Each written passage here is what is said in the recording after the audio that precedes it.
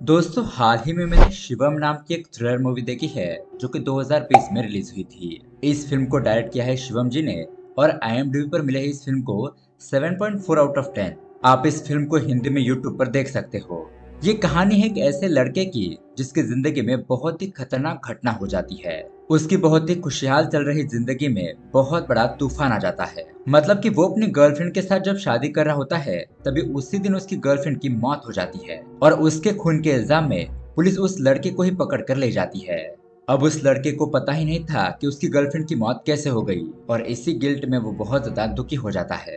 लेकिन फिर वो लड़का और उसका दोस्त उस खून के पीछे का राज पता करने की कोशिश करते हैं। तो यहाँ पर हमें बहुत सारे सस्पेंस और ट्विस्ट देखने को मिलेंगे। इस मूवी का कॉन्सेप्ट थोड़ा सा अलग है जो आपको जरूर पसंद आएगा, इसलिए वीडियो को एंड तक जरूर देखना। तो दोस्तों अगर आपको हमारे एक्सप्लेनेशन वीडियोस पसंद आते हैं तो वीडियो को लाइक और चैनल को सब्सक्राइब जरूर कीजिए। तो चलिए शुरू करते हैं आज की कहानी। कहानी की शुरुआत में हमें क्लास का सीन दिखाया जाता है जहां पर तीन लड़के अपने सर से कहते हैं कि सर आज हमारी साइकेट्रिस्ट की पढ़ाई की लास्ट क्लास है और हम आपके साथ कुछ और टाइम स्पेंड करना चाहते हैं।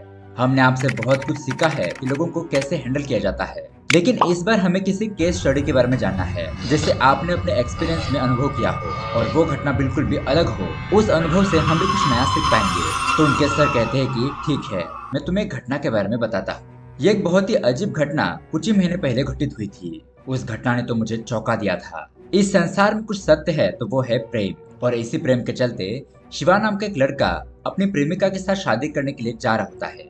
अब इसके अगले सीन में हमें शिवा को दिखाया जाता है जो कि अपने माता पिता की फोटो को प्रणाम करता है और कहता है कि माँ और पिताजी आप मुझे आशीर्वाद दीजिए, आज मैं अपनी शादी करने के लिए जा रहा हूँ। और फिर वो बहुत ज्यादा खुश होकर अपनी बाइक लेकर वहाँ से जाने लगता है। रास्ते में उससे उसकी गर्लफ्रेंड सोनू का कॉल आता है और वो उसे कहती है कि जल्दी आ जाओ, हमें किसी दूसरे की शादी में नहीं जाना है बल्कि हमारे ही शादी है। तो थोड़ी देर बाद शिवा वहाँ पर पहुँच जाता है और सोनू और शिवा वहाँ से शादी करने के लिए जाने लगते हैं। रास्ते में शिवा सोनू से पूछता है कि क्या तुमने कुछ खाना खाया? तो सोनू कहती है कि नहीं। तो ये दोनों खाना खाने के लिए किसी होटल में चले जाते हैं। यहाँ पर खाना खाते वक्त वो अपने बचपन की कुछ बहुत ही खुशहाल पल याद करते हैं। मतलब कि ये दोनों बचपन से ही एक साथ पले बड़े हैं। उसके बाद वो दोनों रोमांटिक होकर एक जगह पर किस वगैरह करने लगते हैं। तभी शिवा को उसके दोस्त चिन्ना का कॉल आता है और वो उसे बताता है कि यार मैं यहाँ पर आते वक्त हार लाना भूल गया, प्लीज तुम यहाँ पर आ रहे हो ना तो रास्ते में हार लेकर आना। तो शिवा कहता है कि ठीक है, तुम मेरे ही शादी में मुझे ही हार लाने के लिए कहो। और वो दोनों वहाँ से हार लेने के लिए जाने लगते हैं। लेकिन तभी अचानक बीच रास्ते में उनकी गाड़ी बंद पड़ जाती है। शिवा सोनू से कहता है कि तुम यहीं पर रुको, मैं वहाँ साइड में जाकर हार लेकर आता हूँ, क्योंकि उस रास्ते के दूसरे साइड पर एक हार की दुकान होती है। वो वहाँ पर जाकर हार लेता है और रास्ते के इस तरफ आने लगता है। तभी अचानक उसके सामने से एक गाड़ी गुजरती है और पता नहीं उसे एकदम से क्या हो जाता है। उसका दिमाग ही आउट ऑफ कंट्रोल हो जाता है।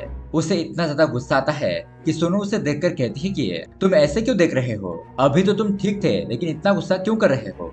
इतने में ही शिवा साइड में रखा हुआ एक हथियार लेकर सोनू का गला ही काट देता है, जिसकी वजह से वहीं पर सोनू की मौत हो जाती है। और इतने में ही शिवा भी बेहोश होकर नीचे गिर जाता है। अब ये सब कुछ देखकर आजू बाजू के लोग तुरंत ही वहाँ पर इकट्ठा हो जाते हैं। सोनू तो वहाँ पर खून से लथपथ हालत में पड़ी हुई थी। फिर शिवा को होश आता है और वो अपनी गर्लफ्रेंड को मरा हुआ देखकर बहुत ज्यादा फूट फूट कर रोने लगता है कि ये सब कुछ कैसे हो गया। तभी वहाँ पर मौजूद लोग पुलिस को कॉल कर देते हैं और पुलिस तुरंत ही वहाँ पर पहुंच जाती है। वहाँ पर खड़े लोग पुलिस से कहते हैं कि हमने देखा है इसी लड़के ने इस लड़की को मारा है, सर आप इसे गिरफ्तार करके ले जाइए। तो पुलिस शिवा को गिरफ्तार करके वहाँ से ले जाती है। अब पुलिस स्टेशन ले जाने के बाद पुलिस शिवा को यहाँ पर बहुत बुरी तरीके से मारती पीटती है। वहाँ का पुलिस ऑफिसर शिवा के पास आकर पूछता है कि बताओ तुमने उस लड़की को क्यों मारा।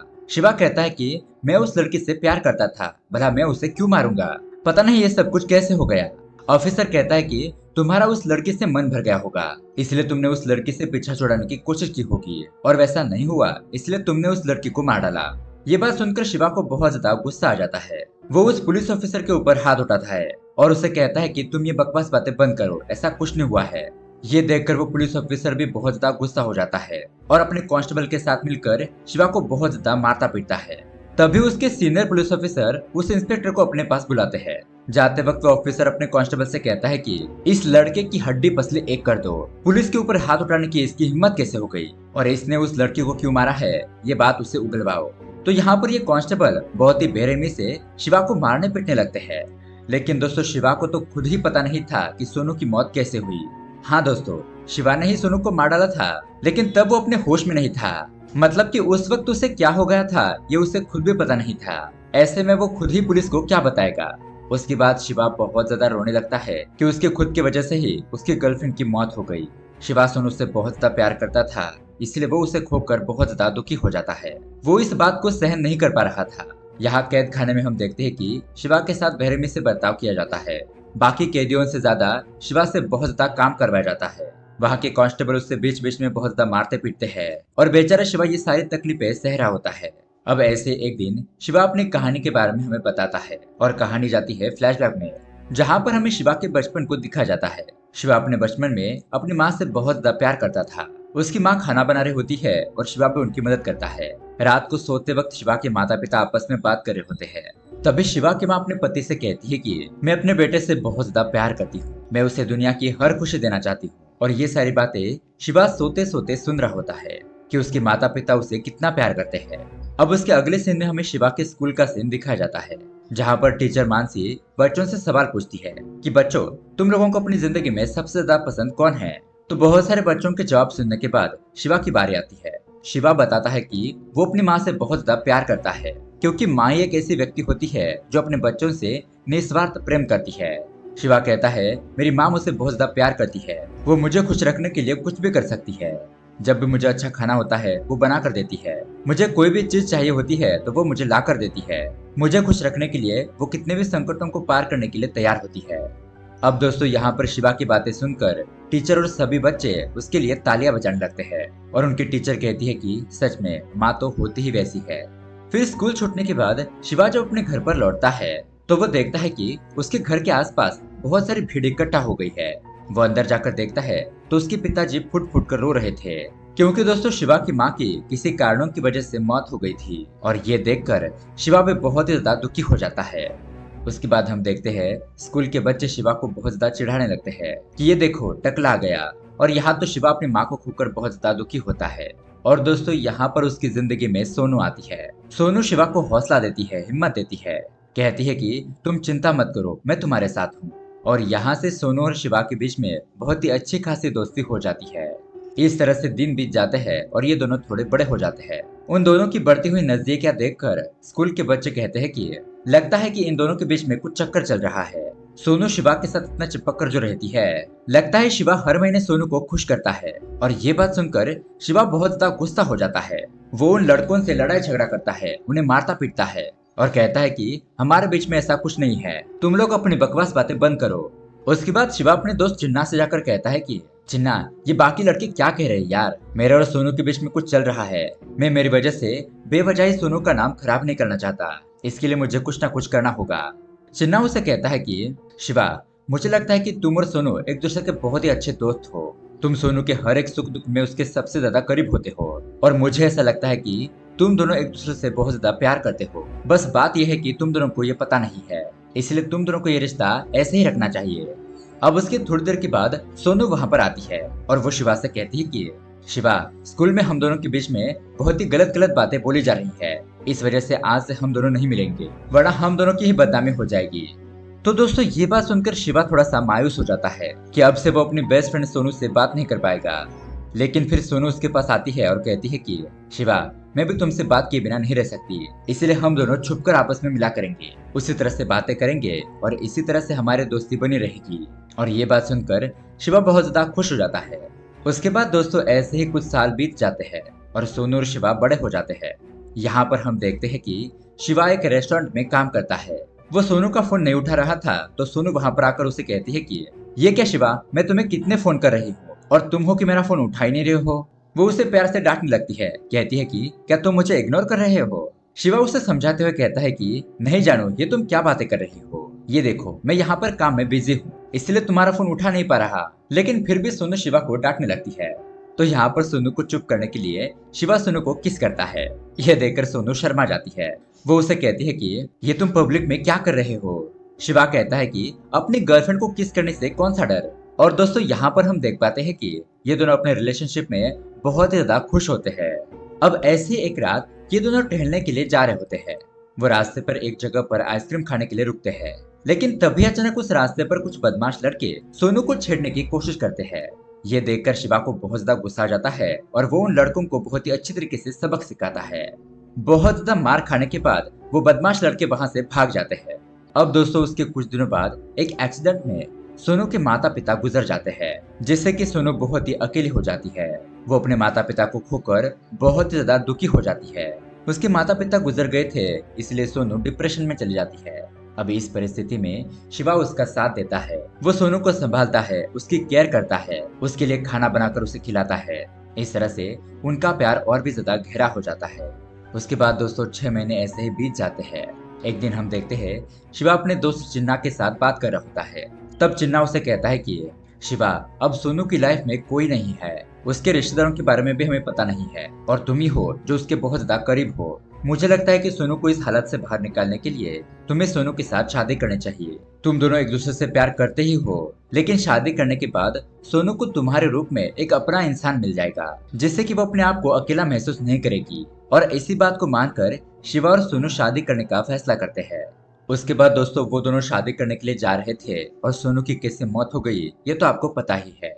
अब ये सारी कहानी शिवा हमें बताता है और यहाँ पर जेल में रहते हुए शिवा को 2 महीने पूरे हो जाते हैं। उसके अगले दिन हम देखते हैं कि शिवा का दोस्त चिन्ना उसे मिलने के लिए आता है। चिन्ना को देखकर शिवा बहुत ज्यादा रोने लगता है।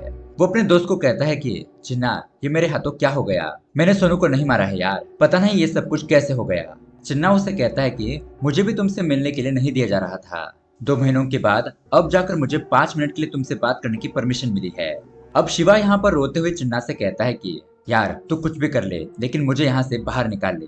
आखिरकार सोनू को किसने मारा है, उसकी मौत कैसे हुई, ये हमें पता लगाना ही होगा। अब उसके बाद शिवा का दोस्त चिन्ना अगले दिन उस थाने के पुलिस ऑफिसर का पीछा करने लगता है। चिन्ना उस ऑफिसर के घर के पास पहुंचता है। वो ऑफिसर उस लड़के को अपना पीछा करते हुए देखता है और उसके पास जाकर पूछता है कि तुम वही लड़के हो ना जो शिवा से मिलने के लिए जेल में आए थे? चिन्ना कहता है कि जी हाँ सर। सर, मेरा दोस्त बेकसूर है, उसे प्लीज छोड़ दीजिए, उसने कुछ नहीं किया है। लेकिन वो पुलिस ऑफिसर उसकी कोई भी बात नहीं मानता और कहता है कि जब तक शिवा अपना जुर्म कबूल नहीं कर लेता तब तक उसकी सजा कम नहीं होगी। तो अब यहाँ पर चिन्ना उस पुलिस ऑफिसर को 5 लाख रुपए दे देता है और उसके बदले में शिवा को जेल से आजाद करने के लिए कहता है। अब पैसों को देखकर वो पुलिस ऑफिसर कहता है कि अरे तुम पैसे लाए हो तो पहले बताना चाहिए था ना। ठीक है, अब तुम यहाँ से जाओ, 2 दिन में तुम्हारा दोस्त जेल से आजाद हो जाएगा।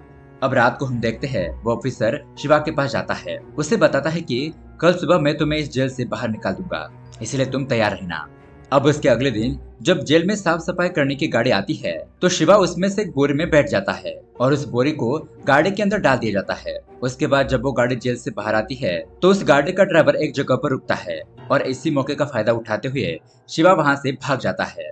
उसके बाद चिन्ना अपने दोस्त शिवा को गाड़ी में बिठाकर शहर से दूर एक खंडर जगह पर लेकर आता है ताकि पुलिस उसे ढूंढ ना सके। यहाँ पर चिन्ना शिवा से कहता है कि देख शिवा, कोई भी इंसान किसी को भी बिना वजह के नहीं मार सकता, इसके पीछे जरूर कोई ना कोई बात होगी। तुम थोड़ा याद करो, सोचो समझो और मुझे बताओ कि तुम दोनों की किसी के साथ दुश्मनी हुई थी क्या? क्या तुम्हारा या फिर सोनू का किसी के साथ झगड़ा हुआ था? शिवा कहता है कि नहीं यार, हमारा ऐसा कुछ भी किसी के साथ झगड़ा नहीं हुआ था।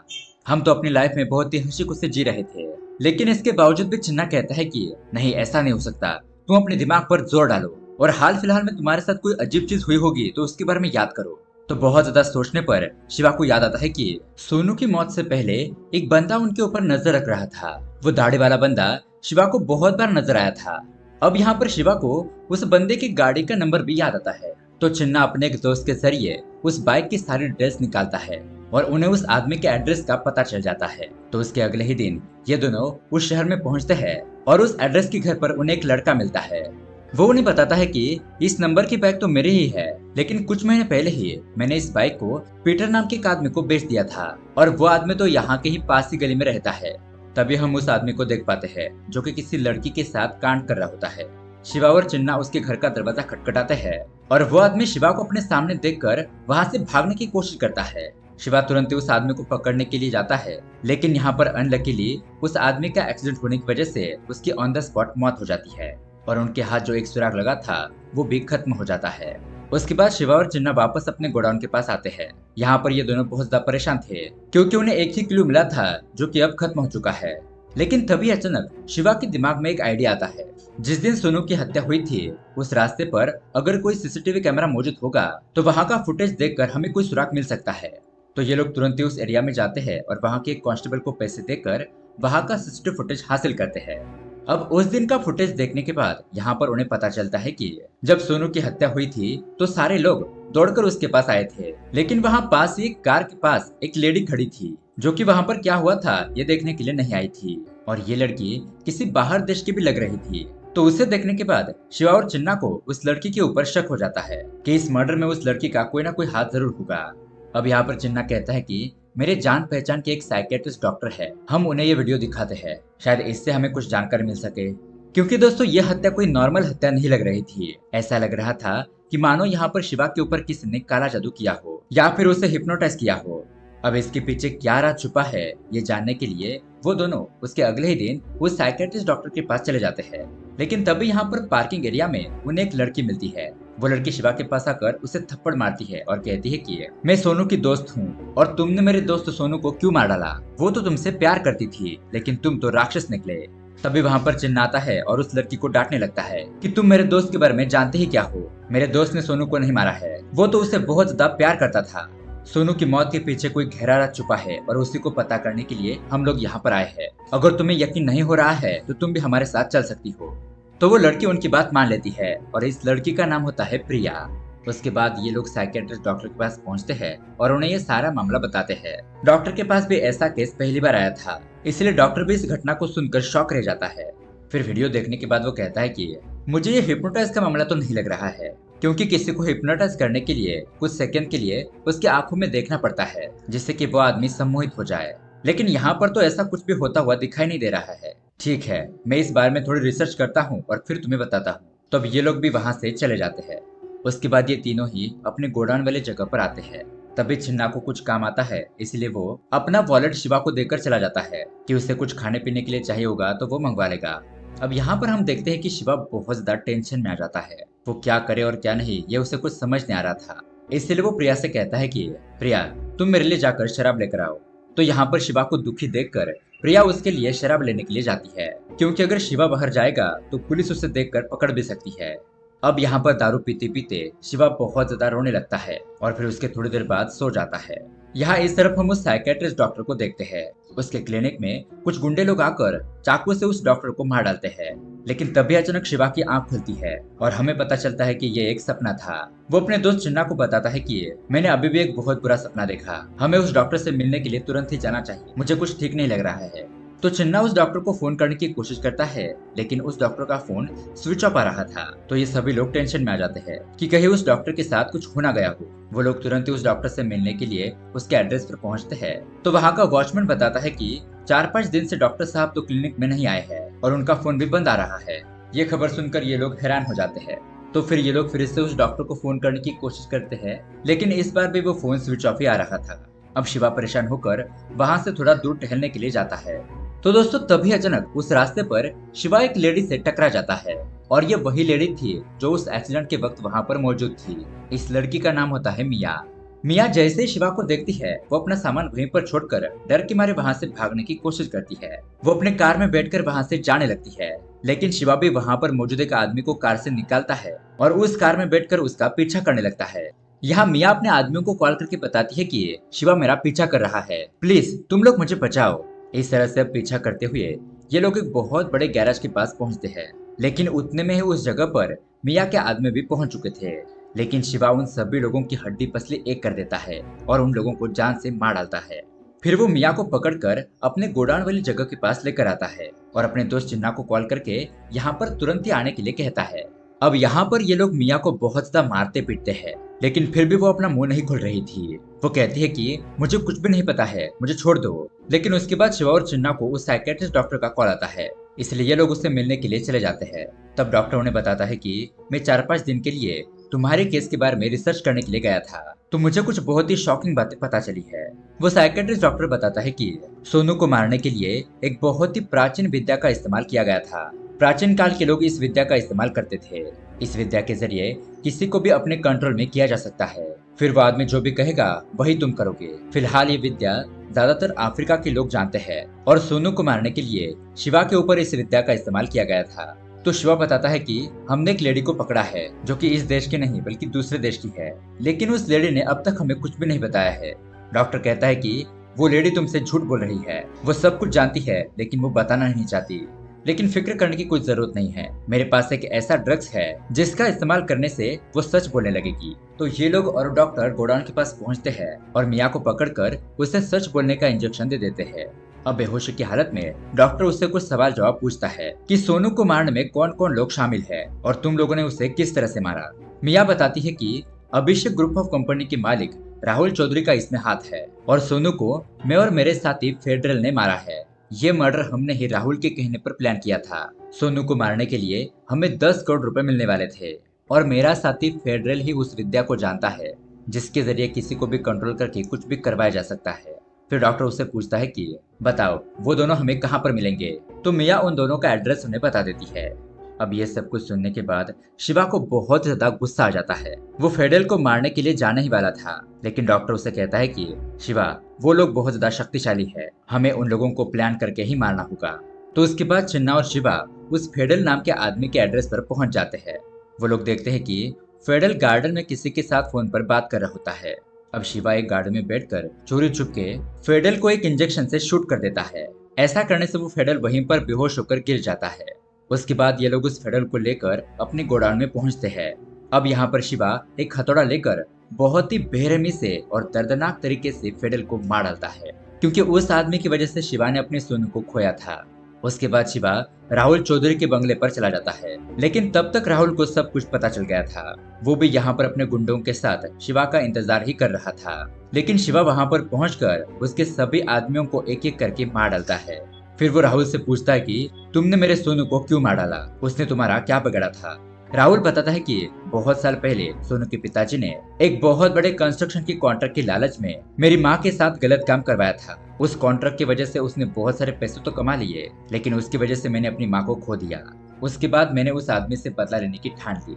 फिर मैंने बहुत सारे पैसे कमाए और 30 साल के इंतजार के बाद मुझे उस आदमी के बारे में पता चला, इसलिए मैंने सोनू के पिताजी को एक्सीडेंट करके मरवा डाला। उसके बाद मैंने सोनू की माँ को भी मारा और फिर मैं सोनू को मारने ही वाला था, लेकिन जब मैंने सोनू को देखा तो वो मुझे बहुत ज्यादा पसंद आ गई, इसलिए मैंने उसे हासिल करने की कोशिश की। लेकिन मुझे पता चला कि सोनू तुमसे प्यार करती है, इसलिए मैंने बदला लेने के लिए तुम्हारे हाथों ही सोनू को मरवा दिया।